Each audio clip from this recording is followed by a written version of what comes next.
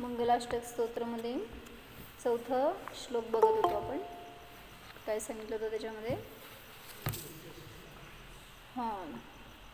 तर 63 शलाका पुरुषांचं वर्णन बघितलो आपण. म्हणजे हे सांगायचं त्यांना की जिनदर्शनाचं हे महात्म्य की त्याच्या निमित्तात सम्यक दर्शनाची प्राप्ती होते.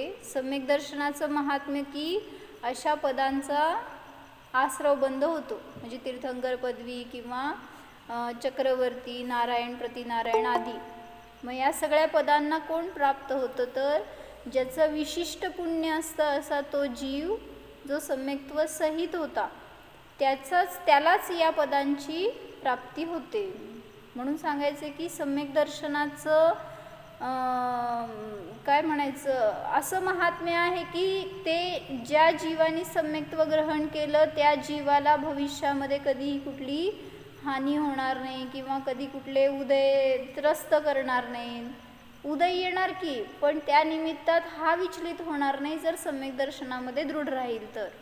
मग ही सम्यक्त्वाची महिमा आहे किंवा ती सम्यक्त्वाची शक्ती आहे की जीव पुण्याचा उदय असू दे किंवा पापाचा उदय असू दे, दोन्हीमध्ये सुद्धा सांगितलं स्थिर राहू शकतो, समपरिणामी राहू शकतो. तर तिथं काय घेतलं होतं? नाभेय आदी म्हणजे ऋषभनाथांपासून 24 तीर्थंकर जे सगळे आहेत ते. पुढं सांगितलं श्रीमंत असा कोण? भरतेश्वर आदी जे कोणी 12 चक्रवर्ती आहेत ते. पुढं जे विष्णू, प्रतिविष्णू, बलभद्र आदी सगळे 9 9 9 असे एकूण 27. सप्तोत्तर विंशती म्हणजे 20 वर 7 27 असे ते शलाका पुरुष. आणि हे 3 काळामध्ये प्रसिद्ध असणारे सगळे त्रिषष्टी पुरुष म्हणजे 63 पुरुष ते माझ्या पापाचा नाश करोत किंवा माझं मंगल करोत किंवा आपलं सर्वांचं मंगल करोत. मग आज एक कॅसेट ऐकली त्यात काय आलं होतं की मंगल किती आहेत म्हणतो ना आपण, चत्तारी मंगलम. किती मंगल आहेत? एकूण 4 मंगल आहेत. हे तर परिचित आहे आपल्याला. अरिहंत, सिद्ध, साधू आणि केवली कथित जिनधर्म हा मंगल आहे. हे तर माहिती आहे ऐकून आपल्याला. पण ह्याच्या पुढं जाऊन सांगितलं की जो सम्यकदृष्टी जीव आहे तोही मंगल आहे आणि मिथ्यादृष्टी जीव अमंगल आहे पर्यायाच्या रूपाने.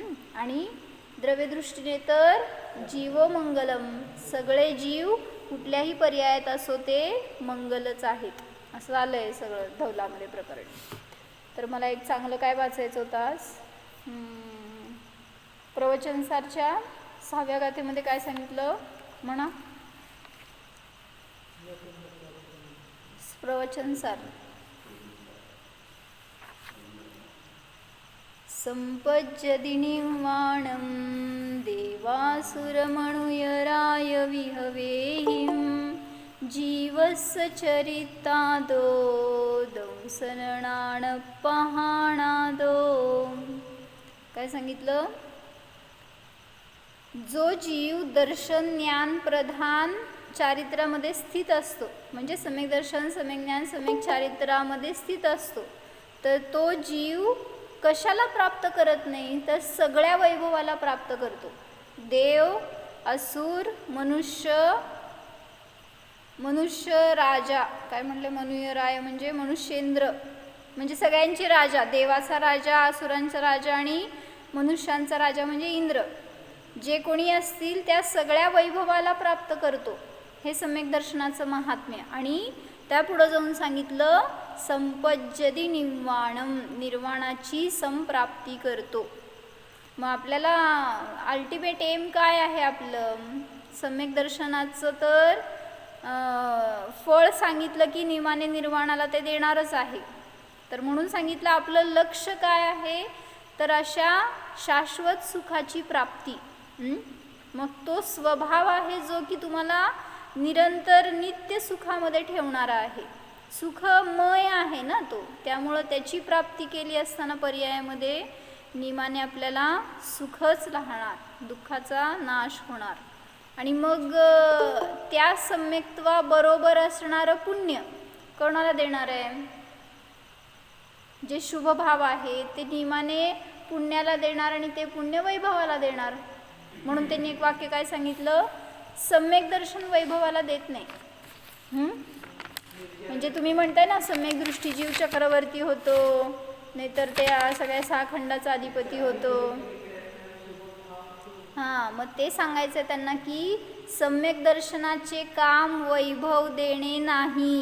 त्यामुळं तुम्ही त्या वैभवाच्या लोभामध्ये सम्यक दर्शनाच्या मागं लागू नका, नाहीतर दोन्ही पण गेलं आपल्या हातातून. म्हणजे अशा जीवाला सम्यक्त्वाची प्राप्तीच होणार नाही, जो की काहीतरी मागं अपेक्षा ठेवतोय. मला याचं फळ, मी धर्म करतोय तर याचं फळ मला वैभव प्राप्त व्हावं, संसारामध्ये सगळी काय म्हणायचं सुखी संस्कार असावा, सगळी सामग्री प्राप्त व्हावी. तर सम्यक दर्शनाचं हे काम नाही, त्याला कामाला लावू नका. सम्यक दर्शनाचं काम वैभव देणे नाही तर मोक्ष देणे आहे. सम्यक दर्शन काय करतं का की सगळं वैभव काढून घेत आहे तुमचं, कारण मोक्षामध्ये कुठलंही वैभव नाही. म्हणून सम्यक दर्शनाचं फळ हे मोक्ष आहे. वैभव किंवा या सगळ्या बाह्य सामग्रींची प्राप्ती करून देणं हे काम त्याचं नाही. पण त्या सम्यक्त्वासोबत असणारे शुभ भाव, भक्ती आदीचे परिणाम, जे काय तुमचं धर्माच्या प्रती असणारी आस्था, श्रद्धा वगैरे आहे, तर त्याने सांगितलं जे विशिष्ट पुण्य बांधलं जातं, तर त्याचं फळस्वरूप सांगितलं की हे चक्रवर्ती आदिपद किंवा 6 खंडाचं वैभव आदी प्राप्त होतं. म्हणजे शुभ भावाचं फळ आहे पुण्याची प्राप्ती, पण सम्यक दर्शनाचं फळ आहे सगळ्या पुण्यपापाचा नाश. म्हणजे सगळ्या बाह्य तुमच्या सगळ्या सामग्रीमधनं, सगळ्या कटकटीमधनं सोडवणारं आहे हे सम्यक दर्शन. म्हणजे काय हो? सम्यक दर्शन म्हणजे निसंगता आहे ना. मग तुम्ही या परिग्रहातच राहून जर मी सम्यक दृष्टी राहतो, मी त्याचं, म्हणून एक वाक्य छान घेतलं इथं, मला ते वाचायचं होतं. सम्यक्त्वाची परिणती कशी असते, ज्ञानधारा कशी असते, एक छान घेतलंय त्यांनी.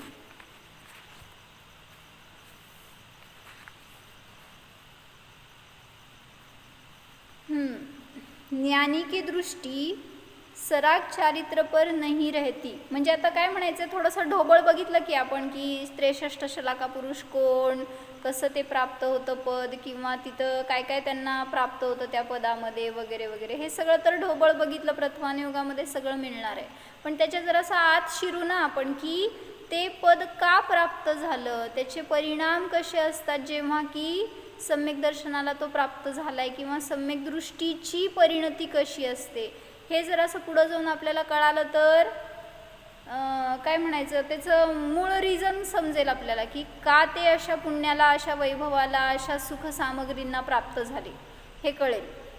तर सांगते इथं काय वाचते ऐका. ज्ञानी का लक्ष साम्य भाव, ज्ञानी की दृष्टी सराग चरित्र पर नहीं रहती, किंतु वीतराग चारित्र रूप समता भाव पर रहती है. ज्ञानी विचारता है कि यदि मुझे स्वर्ग आदि की संपदाएं भी मिल गई तो क्या हुआ, ये तो आकुलता की जननी ही है. काय म्हणते सांगा कोण? स्वर्गाची संपदा जर मला प्राप्त झाली तर ती, आपण काय म्हणणार, अरे वा किती छान स्वर्ग सुख मिळालं, किंवा इतकी सगळी भोगाची सामग्री मिळाली, इतक्या देवांगना, इतकं सगळं वैभव, छान छान.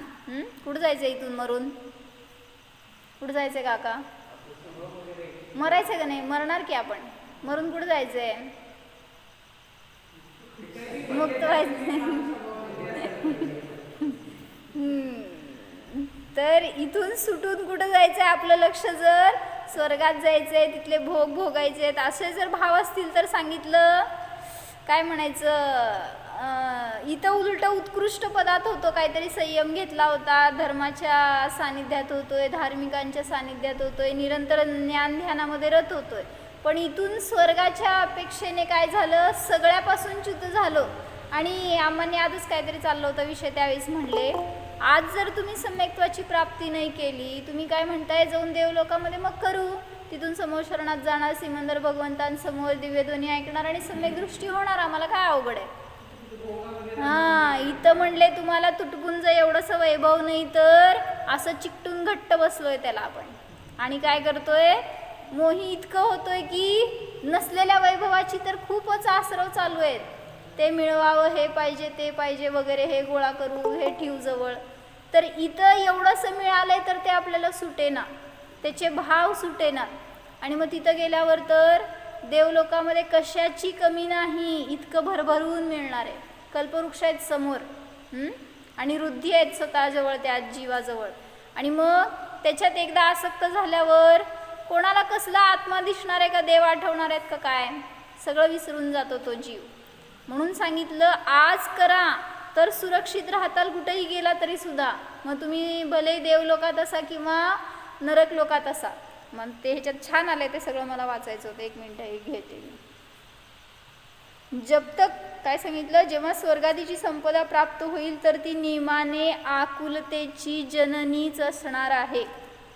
म्हणजे आकुलता वाढवणारीच असते. कसं पटतंय का नाही, जेवढी संपदा अधिक तेवढं आकुलतेचं उत्पादक आहे. सिद्ध करून दाखवा.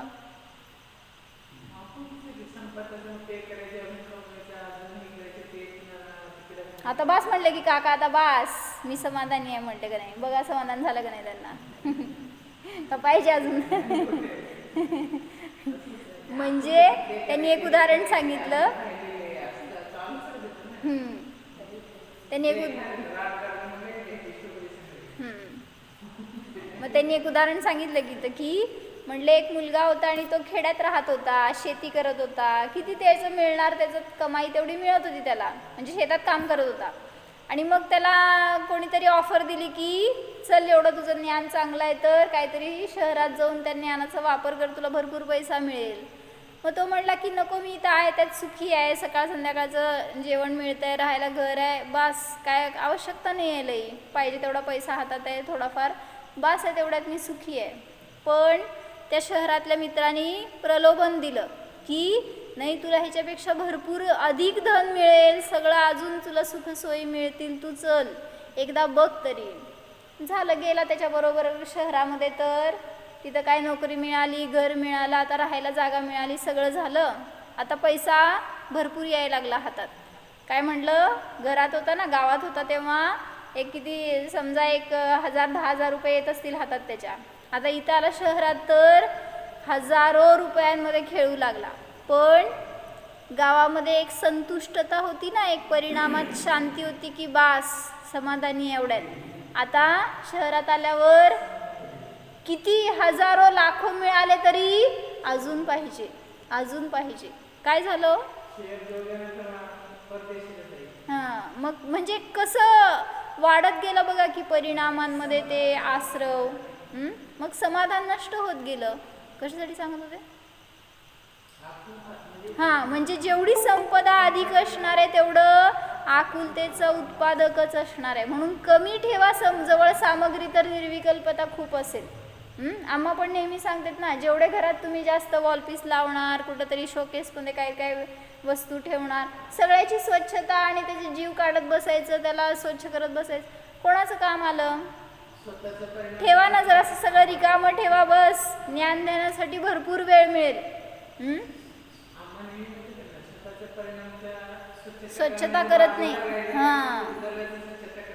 मग नाही ना काकी सांगतात की म्हणून तर घरामध्ये 1 लाखाचं फर्निचर कमी घाला, पण जिनवाणी ठेवा, जिनवाणीचा वेळ वाढवा तुमचा, जिनवाणीला वेळ द्या भरपूर.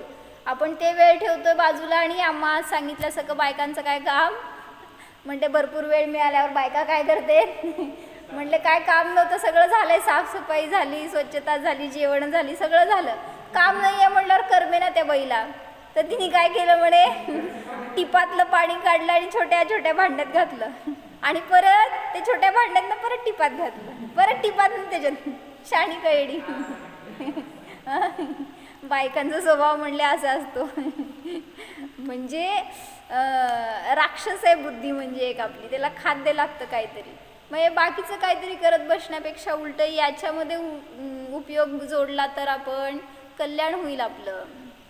तर हे सांगायचं होतं वाक्य काय की जेवढी संपदा अधिक येत जाणार तेवढं सांगितलं नियमाने ती आकुलतेची जननी असते. वाक्य घरात लिहून ठेवा.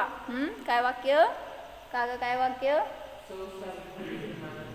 हां काय?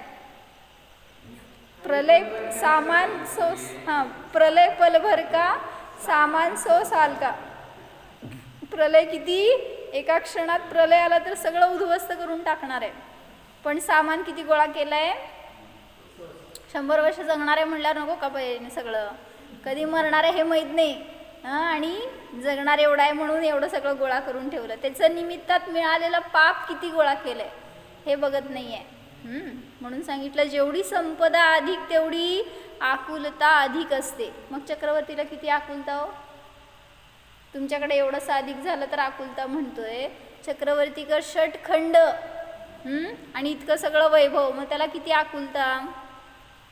तर सांगितलं ज्ञानीची दृष्टी त्याच्यामध्ये नाही आहे ना, ते तर पुण्याचं फळ मिळत जाईल, कडबा म्हणतात, बाय प्रोडक्ट म्हणतात त्याला सगळं, पण त्याच्यामध्ये अडकलेला असेल तर ते आकुलतेला देणार आहे. त्याची त्याकडे दृष्टीच नाही ना, म्हणून त्याने एक वाक्य इथं घेतलंय पुढं.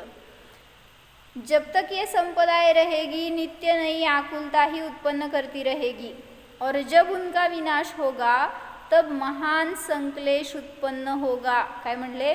जोपर्यंत जवळ आहे संपदा तोपर्यंत आकुलता देणारच आहे, आणि जेव्हा ती संपदा नष्ट झाली, वियोग झाला, काहीतरी नुकसान झालं तर तिथं तर अजून संकलेश आहेत. म्हणजे जवळ असलं तरी दुःखच आणि गेलं तरी दुःखच. मग काय करायचं?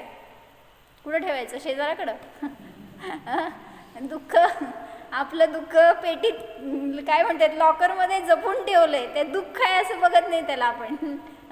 त्या लॉकरवर, त्या कपाटावर लिहून ठेवा दुःखाचं कपाट, किंवा काय म्हणायचं दुःखाची सामग्री सगळी त्यात आपण ठेवली आहे भरून. म्हणून सांगितलं ही संपदा जर जवळ आली तरी पण म्हणून ज्ञानी घाबरतो, हे नको मला. महाराजांचं उदाहरण सांगतात ना आम्हा नेहमी.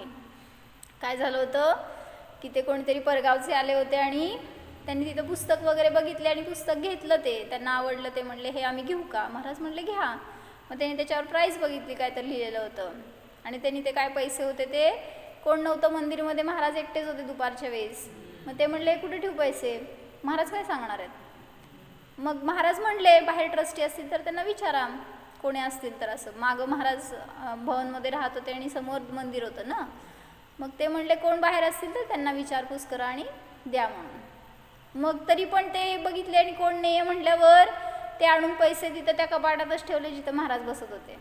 आणि आता महाराज सामायिकाला बसले. आता काय झालं? म्हणले विचार डोक्यात असे सुरू झाले की ते तर मी स्वीकारलेलं नाही आहे, त्यांनी मला दिलेलं नाही आहे किंवा मी स्वीकारलेलं नाही आहे, पण इथं ठेवलं म्हणल्यावर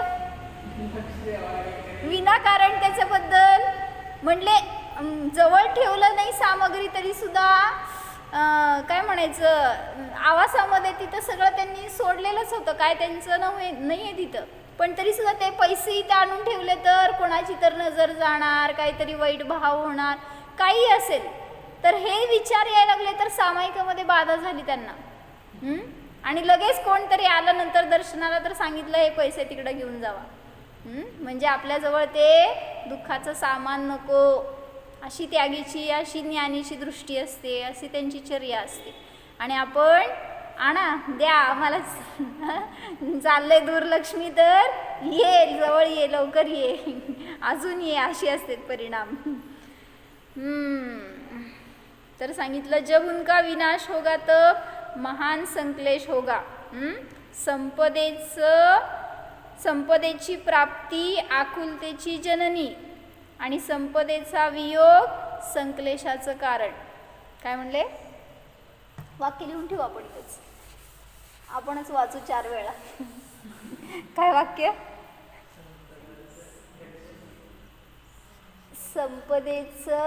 संपदेची प्राप्ती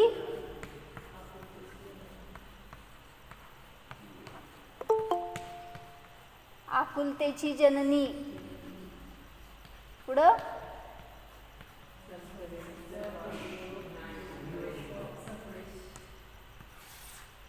संपदेचा वियोग,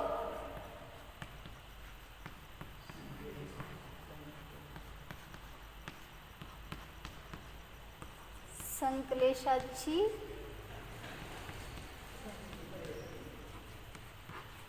प्राप्ती. तुम्ही कोणी वही आणलीच नाहीत. भैया पेन नाही आहे, पेन माझ्याकडे देऊ का? पेन घेऊन आले मी आज, मलाच काहीतरी लिहायचं होतं म्हणून. काय वाक्य सांगितलं सांगा.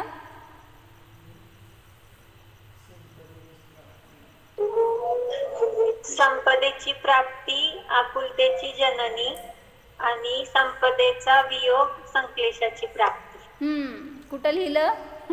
वहीत लिहून ठेवू नका.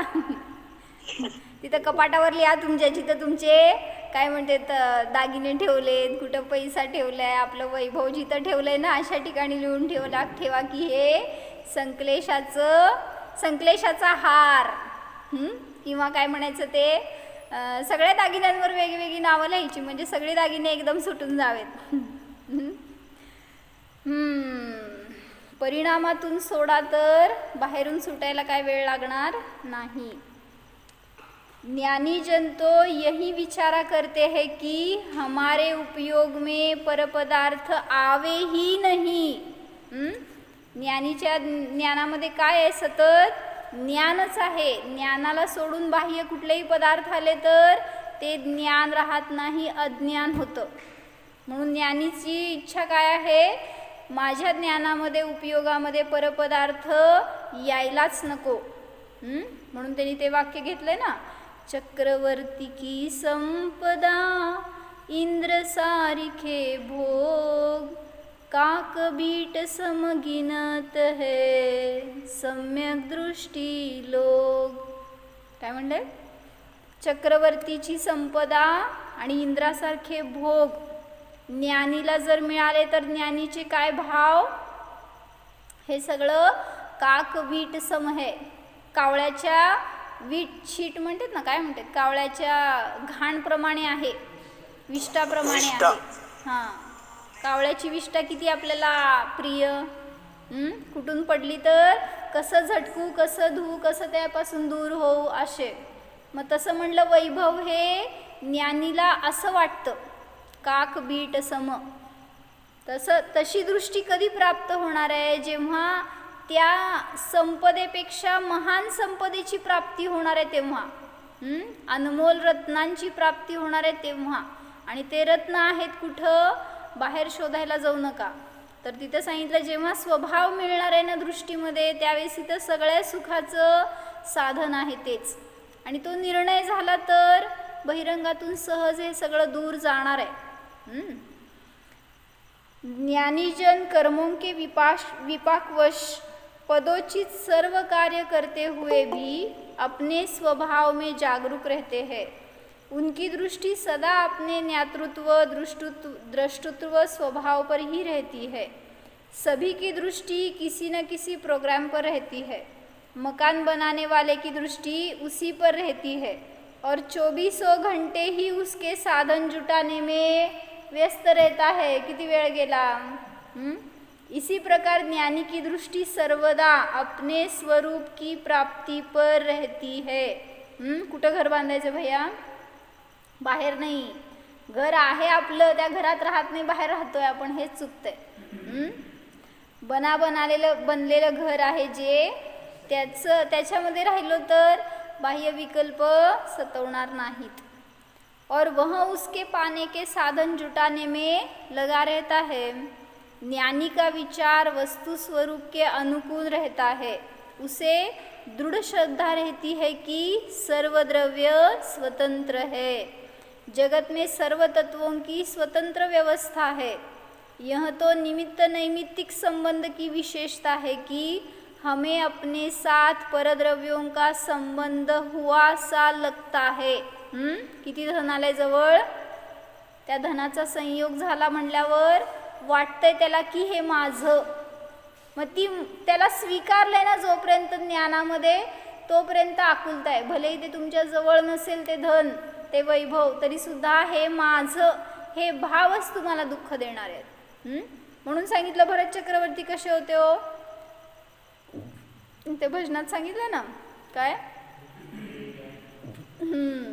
घर में भी बैरागी भरत जी, घर में ही वैरागी, घर में ही वैरागी भरत जी, घर में ही वैरागी. काय पुढं, 6 खंडों को तुमने जीता ये कहने में आया, लेकिन जग की विजय में उनने खुद को हारा पाया. किती सुंदर भाव घेतलाय त्याच्यामध्ये बघा की, म्हणजे तुमची दृष्टी कुठे आहे आणि त्याची दृष्टी कुठे आहे हे कळतं लगेच. जो त्या वैभवात असताना सुद्धा त्याची दृष्टी त्याच्याकडे नव्हती आणि आपण त्याच्याकडेच बघत बसलोय. कुठं, त्यांनी ज्याला सोडले त्याच्याकडेच. 6 खंडों को तुमने जीता ये कहने में आया. त्यांनी जिंकलं असं म्हणलं गेलं, पण त्याला त्याचे भावच नव्हते. नियोग होता म्हणून तिथं जाऊन जिंकावं लागलं 6 खंड. जिंकलं म्हणजे सुद्धा काय सांगितलं, गेला ज्या राज्यात तिथं ते अधीन झाले राजे, त्याला काय असं युद्ध करावं लागत नाही किंवा कोणाशी वाद करावा लागत नाही, सहज त्यांनी ते अधीन येतात. लेकिन जग की विजय में उनने खुद को हारा पाया, भोर भई समकित की अंदर रैन मोह की भागी, घर में ही वैरागी भरत जी, घर में ही वैरागी. जड़ वैभव से भिन्न स्वयं में निज वैभव अनुरागी.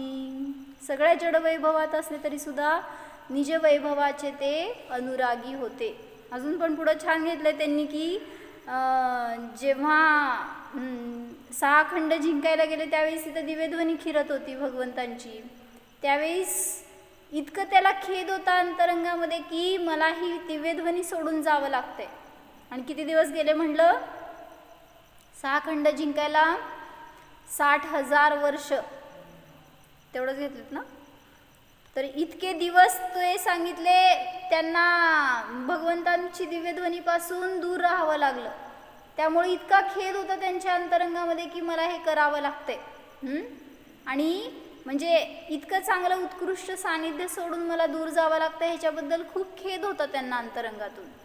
पण असा लोभ नव्हता की आपल्याला इतकं सारं मिळतंय, आपण एवढे मोठे पदावर आहोत, इतकं आपल्याला वैभव आहे, इतकं आपल्या अधीन सगळे राजे वगैरे आहेत, कशाचा कुठेही स्पर्श सुद्धा नव्हता ज्ञानामध्ये.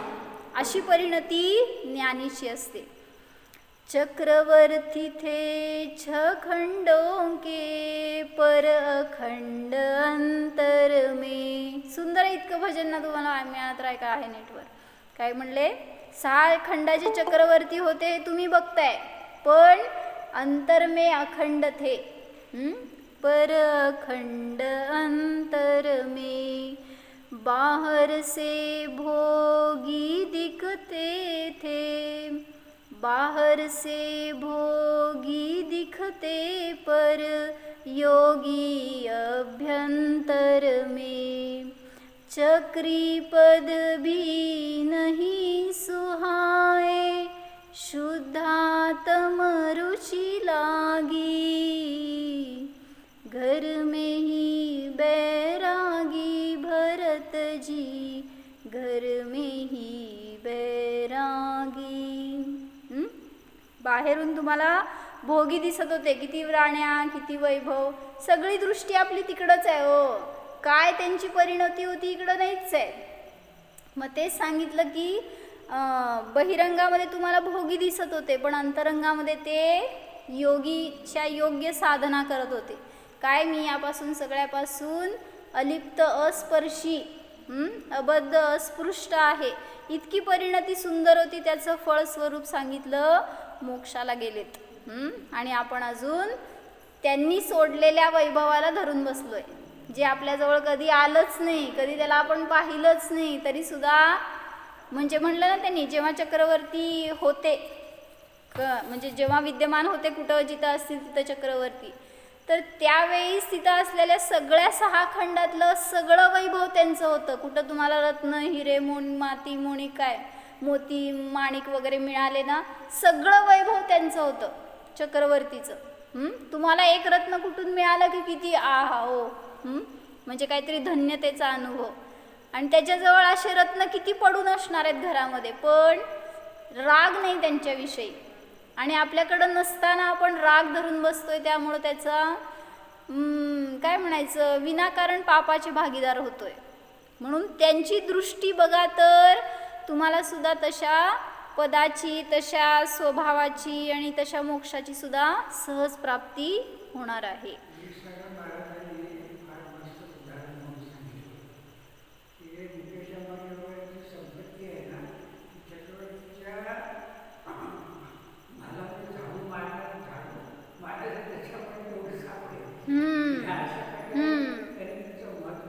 तुम्हाला आज सगळ्यात कोण आहे हो, काय म्हणायचं श्रीमंत कोण आहे सगळ्यात जगात आज,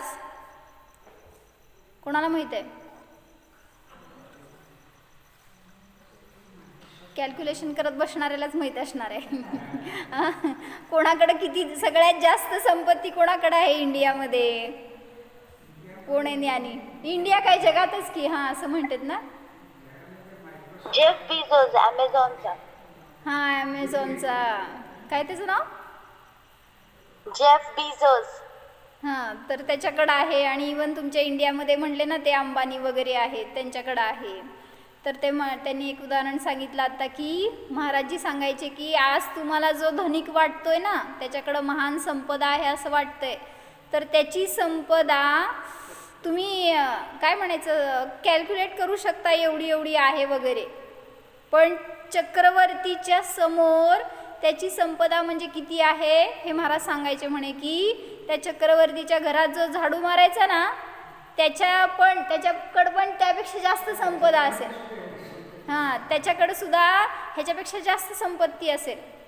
म्हणजे कोण? त्या झाडूवाल्याकडं. म्हणजे त्याच्यापेक्षा सुद्धा आत्ताची लोक गरीब आहेत हे सांगायचं आहे. त्यामुळं तुम्ही कशाची महिमा करताय, कशामध्ये अडकताय, तर ते वैभव म्हणजे खरं वैभव नाही. त्याची इच्छा करू नका, ते नियमाने तुम्हाला आकुलताच देणारं आहे, संकलेशच देणारे आहेत. आणि जिथं संकलेश आहे, आकुलता आहे, तिथं पापाचा आश्रव बंद आहे, आणि ते पाप नियमाने तुम्हाला त्या संपत्तीपासून दूर नेणारं आहे. म्हणून सांगितलं जे तुमच्याजवळ कायम राहणार नाही आहे, तर अशा गोष्टीचा विकल्प दूर करायला पाहिजे. आणि जे तुमच्याजवळ शाश्वत राहणार आहे ती स्वतःची वस्तू आहे. म्हणून काय वाक्य सांगितलं होतं मागं? जावे सो मेरा नहीं, मेरा सो जावे नहीं. काय म्हणा? जाऊ माझी नाही नव्हे, जाऊ ती माझी नाही नव्हे, जावे सो मेरा नहीं, मेरा सो जावे नहीं. माझं ते जाऊचं नाही, जाऊचं ते माझं नाही. असं नाही. माझं आहे ते कधी मायापासून दूर जात नाही, आणि जे दूर जातं ते कधीच माझं नाही. म्हणून आज जे खिशात आहे ना सगळं काढून टाकून द्या. गळ्यात घातलंय, हातात घातलंय, सगळं काढून टाकून द्या, हे माझं नाही. म्हणजे ज्ञानातून सोडा तर बहिरंगातून सहज सुटणार आहे. आम्हाने आज काय सांगितली ती गोष्ट छान सांगितली.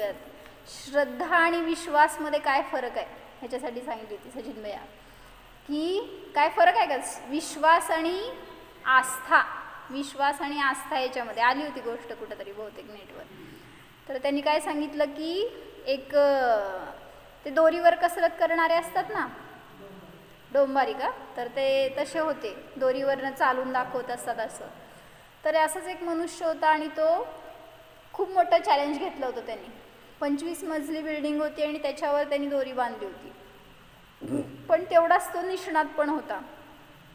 आणि त्यांनी चालून दाखवणार होता, त्याचं काय ठरलं होतं ते दिवस, ती वेळ वगैरे. तर सगळा इतका मोठा जनसमुदाय खाली बघायला म्हणून उभारलेला. आणि तो सुरू केला चालायला की ह्या सगळ्यांचा श्वास अडला की हे कुठं पडतोय का, आणि पडलं तर काय व्हायचं, कारण इतकं वर म्हणल्यावर असंच बघत होते सगळे, 25 मजली. तर तो तिथं सांगितलं की त्या दोरीवरनं चालायला सुरू करणार, तर चालणं त्याच्यासाठी अवघड नव्हतं. अनेक वेळा त्यांनी दोरीचे प्रयोग केले होते, पण यावेळेस त्यांनी काय सांगितलं, पाठीवर त्याचं छोटं मूल घेतलं होतं. आणि मुलगा होता पाठीवर छोटा त्याचा, आणि त्या मुलाबरोबर तो त्या दोरीवरून चालणार होता, 25 मजली वर बिल्डिंगवरून. बघा वर म्हणजे इतक्यावरून जाणार होता हो. तर ते चालत असताना आता सगळ्यांचा काय म्हणते ठोका थांबला होता, कुठं पडला तर काय व्हायचं असं. मग ते मग तो एकदम काय म्हणायचं कॉन्फिडंट होता की नाही मी पार करू शकतो हे अंतर. आणि मग त्यांनी काय केलं, सुरू केली, आणि ते सगळे असे टक लावून बघतायत की कधी पोचतंय, जाऊन पटकन पोचायला पाहिजे अशी भावना सगळ्यांची. आणि जाऊन तो सक्सेसफुली पोचला दुसऱ्या बिल्डिंगवर. आता तिथून खाली उतरून आला, त्या सगळ्या गर्दीमध्ये मिसळला, तर सगळ्यांनी त्याची खूप वाहवा केली, खूप त्याची प्रशंसा केली, त्याला खूप धनप्राप्ती झाली, त्याच्यातून सगळं झालं. आता तो मार्ग काढत जाऊन माईक समोर गेला आणि म्हणला की खरंच तुम्हाला असं वाटतं का मी खूप चांगलं काम केलं. सगळे म्हणाले हो, किती काय म्हणायचं एकदम अचीवमेंट आहे तुझी ही. मग त्यांनी विचारलं तुम्हाला विश्वास आहे का की मी अजून एकदा असं करू शकतो. ते म्हणले हो, एवढं तू एक्सपर्ट आहे म्हटल्यावर सहज करू शकतोस. परत सगळ्यांना त्यांनी विचारलं नाही नाही परत सांगा तुम्ही, मी खरंच हे सगळं परत एकदा पार करू शकेन का जर मी परत एकदा अटेम्प्ट केलं तर. ते सगळे म्हणाले हो, आम्हाला एकदम पक्का विश्वास आहे, म्हणले की तू परत एकदा जरी केलास तरी हा प्रयोग सक्सेसफुली करणारच. मग त्यांनी परत एकदा विचारलं की 100% सांगा मला तुमचा विश्वास आहे का माझ्यावर. मग सगळ्यांनी परत एका आवाजामध्ये हो म्हणून सांगितलं. आणि मग त्यांनी काय म्हणलं, मग एवढा विश्वास आहे तर फक्त एक चेंज करणार आहे मी. काय, माझ्या पाठीवर माझं मूल होतं, यावेळेस तुमचं मूल असणार. कोणाचं मूल मला देता, मी एवढं करू शकतो ना, तुम्हाला एवढं कॉन्फिडन्स आहे तर मग द्या माझ्या पाठीवर एखाद्याचं मूल. सगळे म्हणले पसार, निघून गेले खाली उभारलेले. का, मग इथं सांगितलं विश्वास होता पण आस्था नव्हती, असं त्यांनी त्यात घटवलंय बरं का. म्हणजे जेव्हा आपल्यावर वेळ आली तिथं तुमचं आहे ना, चालू दे की तुमचंच मूल आहे, तुमचंच प्रयोग आहे, तुमचेच पैसे आहेत आणि तुमचंच सगळं कष्ट आहे, तुमचं चांगलं चाललंय, चालू द्या, आमचं कशाला घेताय. म्हणजे असं सांगितलं आम्हांनी की मग त्याच्यावर आम्हांनी कसं घटवलं, श्रद्धा बाकीच्या बाहेर सगळ्यांवर ठेवतोय, देवावर श्रद्धा आहे, गुरूंवर आहे, शास्त्रावर आहे, पण आत्म्यावर श्रद्धा ठेवायला कुठं पुढं सरकतोय आपण.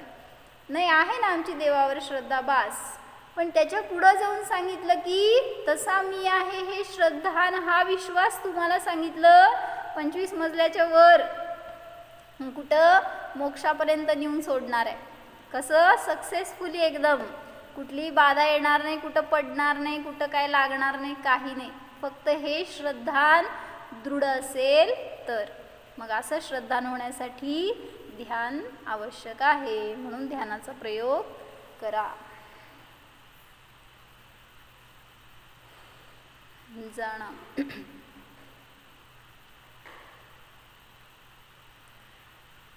स्वतःच्या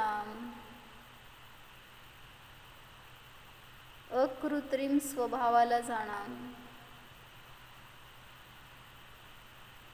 अनंत वैभव संपन्न आत्मप्रभूला जाणा.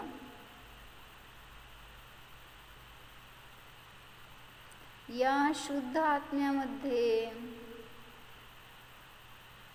बाह्य संपदा नाहीच, त्या संपदेचे भाव देखील नाहीतच पहा. एकदा निर्णय करा, या परद्रव्याची मला आवश्यकता नाहीच, नव्हतीच, नसणारच. मी तर स्वयं प्रभू आहे, सामर्थ्यशाली जीव आहे, परद्रव्य निरपेक्ष आहे जाणा.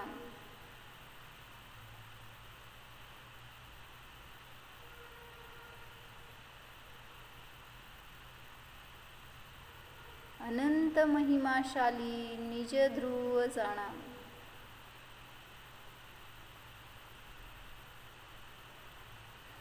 सिद्धस्वरूपोऽहम्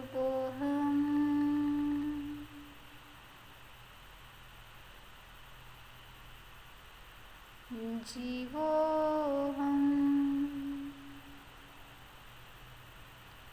ॐ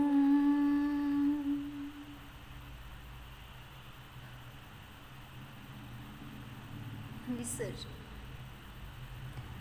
नमो अरिहंताणं, नमो